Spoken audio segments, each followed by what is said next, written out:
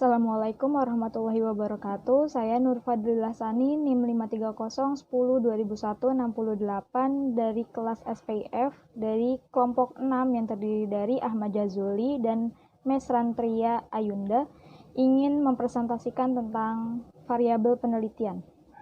Pengertian variabel penelitian. Menurut Sugiono, variabel penelitian pada dasarnya adalah segala sesuatu yang berbentuk apa saja yang ditetapkan oleh peneliti untuk dipelajari sehingga diperoleh informasi tentang hal tersebut, kemudian ditarik kesimpulannya.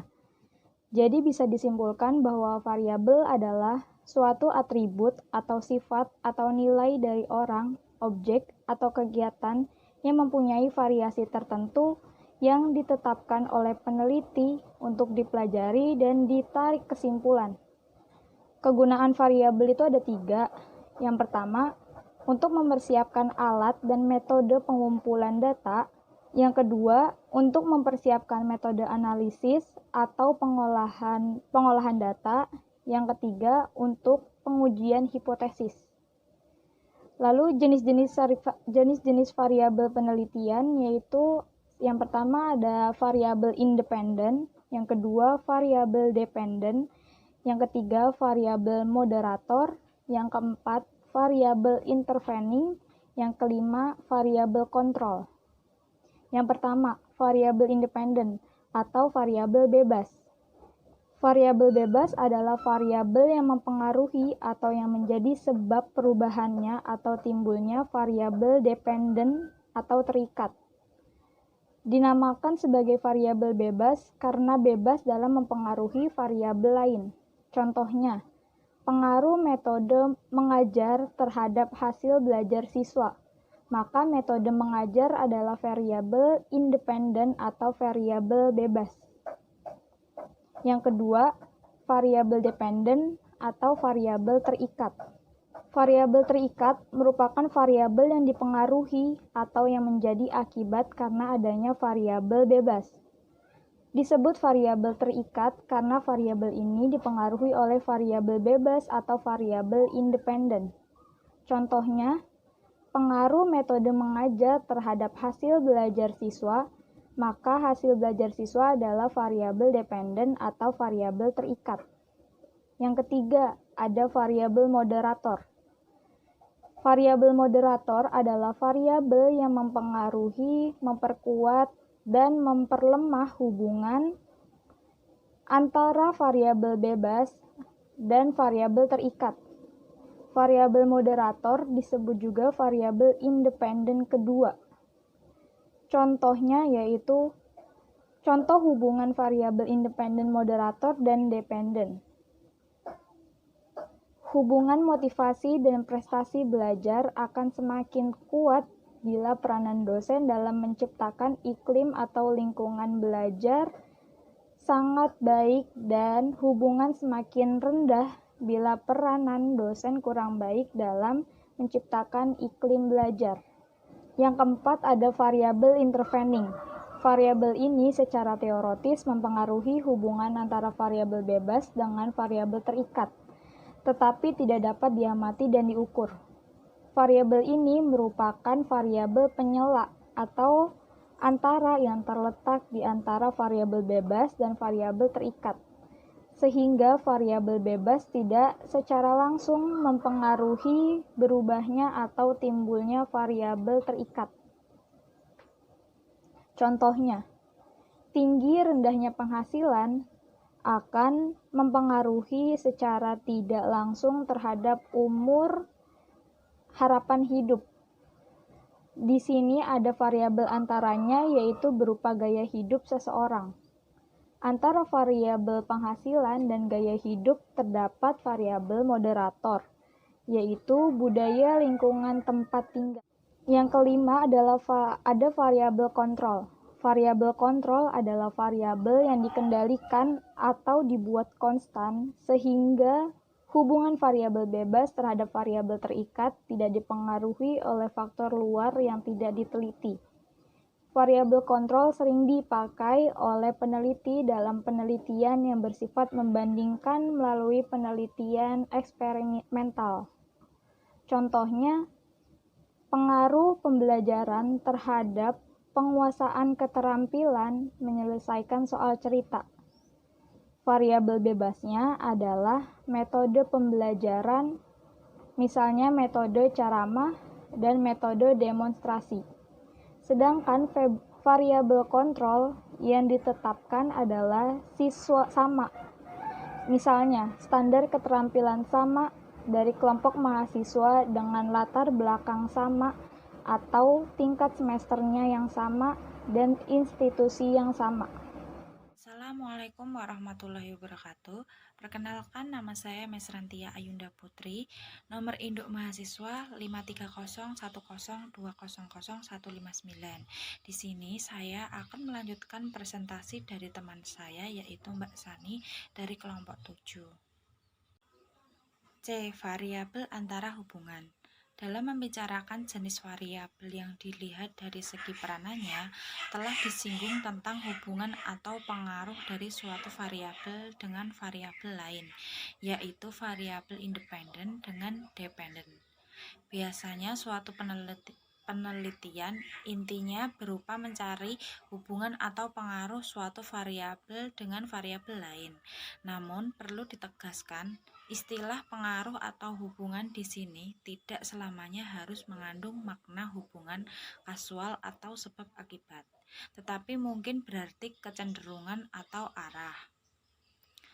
Untuk memperdalam tentang pola atau pengaruh hubungan antara variabel satu dengan variabel lain, maka perlu diketahui jenis atau bentuk hubungan sebagai berikut. Yang pertama, kecenderungan atau arah yang sama. Hubungan ini dapat dibedakan ke dalam 4 kelompok. A. Kelompok variabel merupakan indikator sebuah konsep yang sama. Contohnya, nomor buku atau literatur yang dimiliki dan jumlah waktu yang dipakai oleh belajar. Baik hubungan sebab akibat atau variabel lain tidak berpengaruh kepada yang lain, tetapi ceritanya merupakan indikator tentang kerajinan murid dalam belajar. Yang B, kedua variabel merupakan akibat dari faktor yang sama. Contohnya, variabel prestasi belajar dan prestasi dalam olahraga. Meningkatnya prestasi dalam belajar dibarengi dengan prestasi dalam olahraga. Sebenarnya variabel kedua tersebut tidak ada hubungan atau pengaruh, tetapi kedua variabel tersebut disebabkan oleh faktor yang sama, yaitu tingkat kualitas fisik atau keadaan ekonomi orang tua. D. Kedua variabel tersebut kebetulan, umpamanya murid-murid yang orang tuanya guru sekolah tersebut memiliki prestasi baik. Sebenarnya bukan karena orang tuanya menjadi guru karena prestasi murid tersebut baik, tetapi karena murid itu rajin dan pintar. Contoh lain, seorang anak yang didaftar pada suatu sekolah meninggal keesokan harinya. Sebelumnya, meninggalnya bukan karena didaftar di sekolah itu. 2. Hubungan timbal balik, yaitu suatu variabel dapat menjadi sebab sekaligus variabel lain. Contohnya pengaruh tingkat pendidikan. Apabila tingkat pendidikan ekonomi meningkat, maka akan meningkat pula tingkat pendidikan. Pada tingkat pertumbuhan, tingkat pendidikan akan meningkat pula tingkat pertumbuhan ekonomi. Dengan contoh di atas, dapat memperluas pula bahwa hubungan timbal balik bukan hubungan yang kacau. Maksudnya, dalam waktu yang sama kedua variabel saling mempengaruhi. Tetapi yang dimaksud adalah bahwa pada suatu waktu pendidikan dan peningkatan perubahan ekonomi. Tetapi pada waktu yang lain, pertumbuhan tingkat dapat menyebabkan peningkatan pendidikan. Dengan konsep hubungan yang demikian, hubungan timbal balik ini pada waktu tertentu tidak lebih juga merupakan hubungan asimetris. 3. Hubungan asimetris, yaitu variabel hubungan yang menunjukkan adanya antara suatu variabel dengan yang lain, atau adanya satu variabel dipengaruhi yang lain. Hubungan ini mempunyai beberapa tipe, yakni A. Hubungan simulus. dengan respon, seperti hubungan metode belajar dengan prestasi, dan pengaruh protein dan mineral atau gizi terhadap semangat belajar. Yang B, hubungan antara disposisi atau kecenderungan dan respon, seperti hubungan minat dengan prestasi belajar atau hubungan motivasi dengan prestasi belajar. Perlu dipertegas di sini bahwa disposisi yang berkaitan dengan kecenderungan untuk memberikan respon dalam situasi tertentu.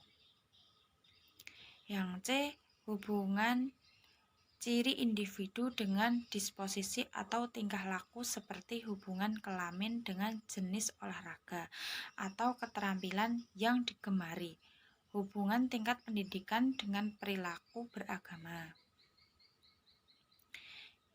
D, hubungan prekondisi yang perlu dengan kesusahan tertentu, seperti hubungan antara menghubungkan SPP di SD dengan tingkat antara milik huruf atau hubungan antara penerapan peraturan yang ketat dengan disiplin murid. E, hubungan antara dua variabel secara tetap atau tetap ada, seperti hubungan antara banyak anak-anak dengan ramainya suasana atau ribut. Keributan atau ramai bukan yang disebabkan oleh banyak anak-anak, tetapi ramai itu merupakan ciri dari anak-anak yang banyak. Contoh lain, hubungan antara besar organisasi dengan rumitnya peraturan. Yang rumit sebenarnya bukan akibat dari besarnya organisasi, tetapi ciri-ciri dari organisasi yang besar. Hubungan antara tujuan dan cara, seperti jumlah jam belajar dengan nilai ujian yang diperoleh, karena untuk mendapatkan nilai yang baik atau tujuan harus dengan belajar banyak atau cara. Assalamualaikum warahmatullahi wabarakatuh. Perkenalkan, nama saya Ahmad Jazuli. Saya akan menjelaskan tentang definisi operasional variabel. Definisi operasional variabel adalah definisi yang dirumuskan oleh peneliti tentang istilah-istilah yang ada pada masalah peneliti dengan maksud untuk menyamakan persepsi antara peneliti dengan orang-orang yang terkait dengan peneliti. Dalam merumuskan definisi operasional, kita boleh saja mengutip pendapat ahli, tetapi kita perlu memilih mana yang lebih mendekati pada pendapat kita sendiri. Dengan kata lain, tidak asal dalam mengutip. Dalam bukunya Asas-asas Penelitian menyebutkan bahwa definisi operasional melekatkan arti pada suatu variabel dengan cara menetapkan kegiatan-kegiatan atau tindakan-tindakan yang perlu untuk mengukur konstruksi atau variabel itu. Kemungkinan lainnya, suatu definisi operasional merupakan spesifikasi kegiatan peneliti dengan mengukur suatu variabel atau memanipulasikannya. Suatu definisi operasional merupakan semacam buku pegangan yang berisi petunjuk bagi peneliti. Definisi operasional variabel adalah aspek peneliti untuk memberikan informasi atau petunjuk kepada orang tentang bagaimana caranya mengukur suatu variabel.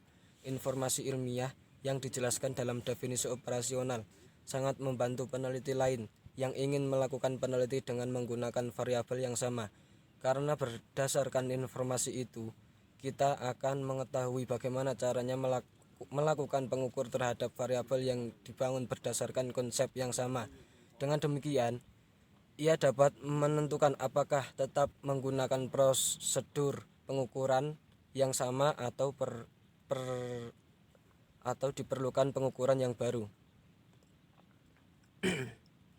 Setelah variabel-variabel penentuan definisi secara teoritis dan secara operasional, setiap variabel dapat dijabarkan dalam beberapa deskripsi, dan masing-masing deskripsi dioperasionalkan dengan beberapa indikator.